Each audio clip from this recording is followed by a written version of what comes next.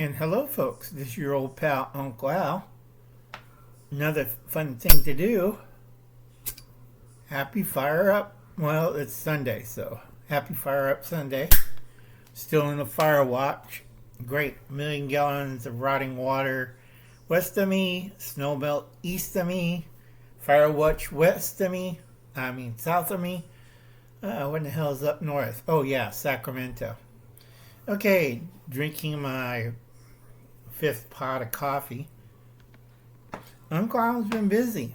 And sorry about the videos. It's Memorial Day weekend. 3rd year of SHTF. You voted for him. And 3rd year of SHTF. Sorry. Uncle Al has brain damage. And 2nd year of World War III. We haven't thrown nukes yet, but pretty close. Remember, we lose 4, win 1. And the way it's going, it looks really bad. Okay? Condensed milk or media crema. Okay? You should have a couple of cans of these. I love this stuff.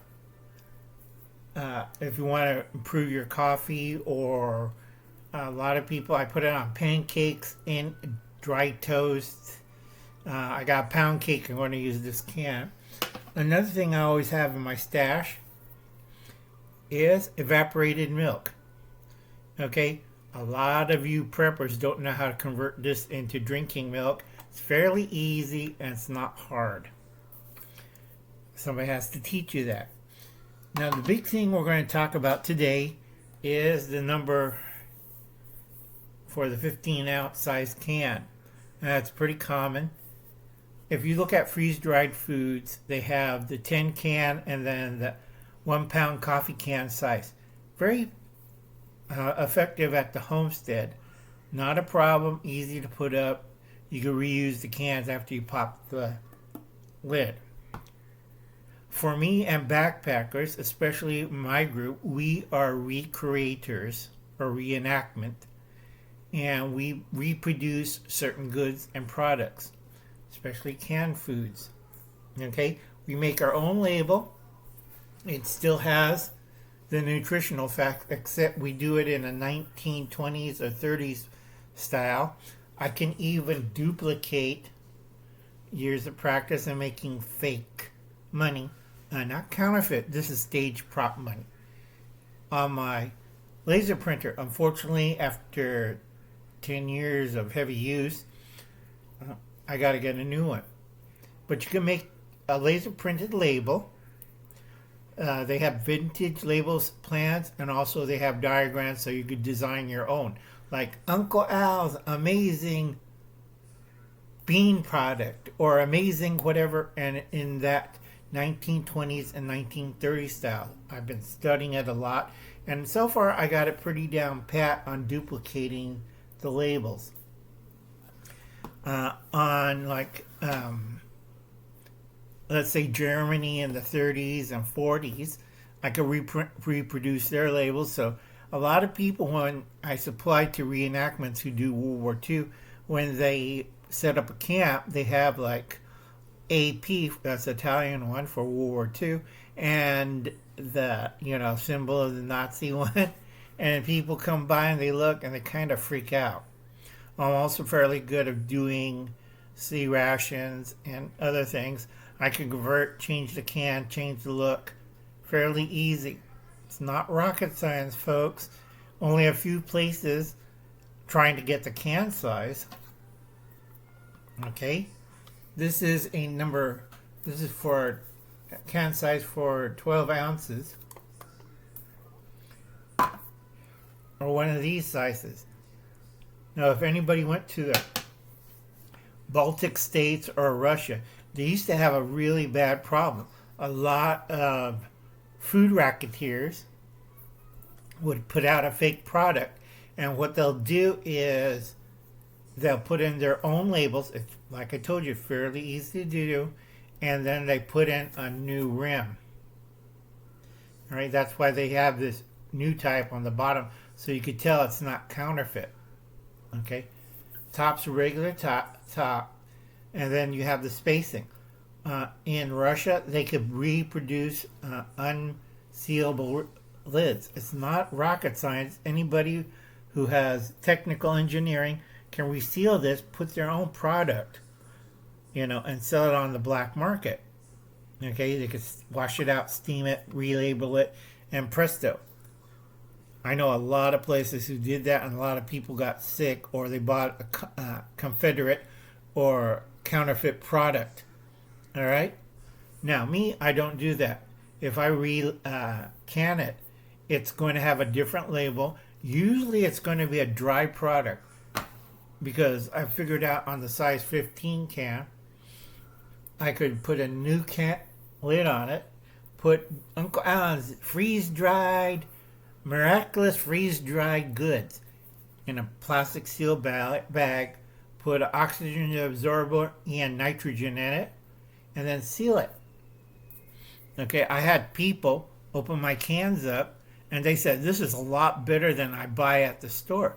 15 ounces. Only problem is, when I do small batches like these, they say, $26 a can? Yeah, you get a resealable plastic lid on it.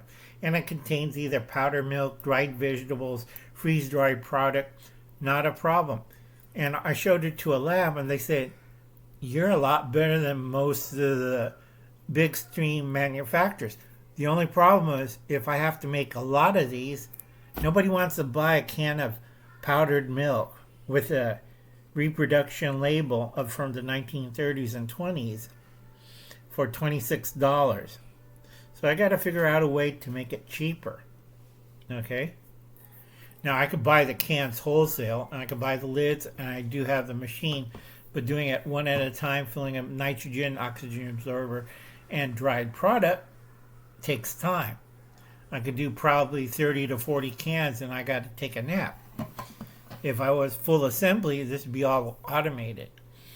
But again, nobody wants to buy a can of product for $5. Okay, so I gotta be creative on this. If I do it for small batches, like the Civil War, I could reproduce the label from the Civil War era. If I do like World War I reenactment, I could reproduce that. And I did pretty good, because what I did was take off the regular label off the can, put on the reproduction label on it, and I don't have to do anything inside. I just change the label. But I tell a lot of people, you want to keep the nutritional facts as the same. All right? But anyway, that's one of my money-making ideas, reproductions. Like I said, I always have fun. I like to dabble. I like to switch things around and think of ways to make money. Now, I also, like I told my grandniece, she made those stupid frogs, how to do it. Instead of setting up a table or getting a little store, you set up shop on eBay or Etsy and sell your product there, and advertise it on Twitter and on Instagram. And that way, your product gets out further. The only problem is, she has to deal with the mailing costs, and I solved that problem. But Uncle Han's getting old and tired. I don't know, all I want to do is sit down and watch cartoons all the time. But like I said, you only got 4 days left, kids, before the soft coup. All right? Doesn't matter. June 1st, you're going to wake up to a new world that day. All right, folks? And a lot of people are nervous. Oh, what YouTube people? I have to remind everybody, all YouTube people, you better get a lawyer, and you better bring out a defense. Me, I'm going to old geezer defense, and I'm nuts.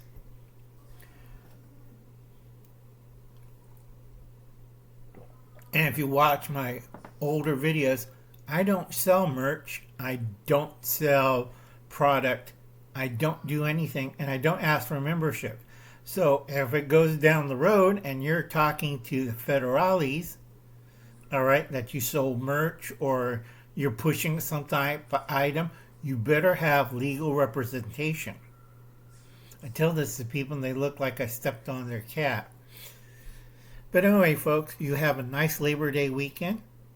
I'm going to try keep making these a lot shorter. But there's so much information I got to pass on. I'm calling getting old and tired.